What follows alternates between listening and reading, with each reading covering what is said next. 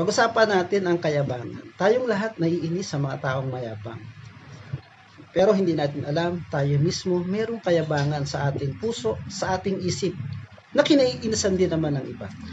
Alam nyo ba na ang kayabangan ay humahantong sa kapahamakan at ang nagmamataas ay ibabagsak? Pag tayo ay mayabang, tayo ay nagmamataas,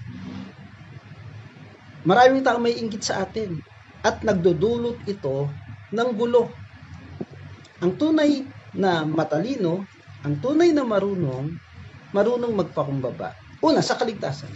Anumang bagay na meron tayo, ang lahat ng ito ay pahiram sa atin ng Diyos. Ang ating buhay ay galing sa Diyos. Ito, nawa ay magamit natin para sa kanyang kaluwalhatian. Maging ang ating kaligtasan, wala tayong pwedeng maipagyabang sa Diyos. Ang lahat ng ito ay galing sa Kanya. Nung nakilala natin ang Panginoon, binuksan niya lamang ang ating puso at isip. At kung hindi dahil dyan, hindi rin tayo makakakilala.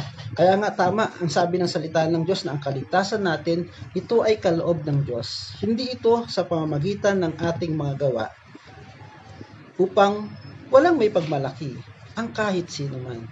Kaya nga, kung ikaw ay nagmamayabang, humanda ka na sa iyong pagbagsak. Dahil ayaw ng Diyos ng mayabang. Purihin ng Diyos and God bless us all.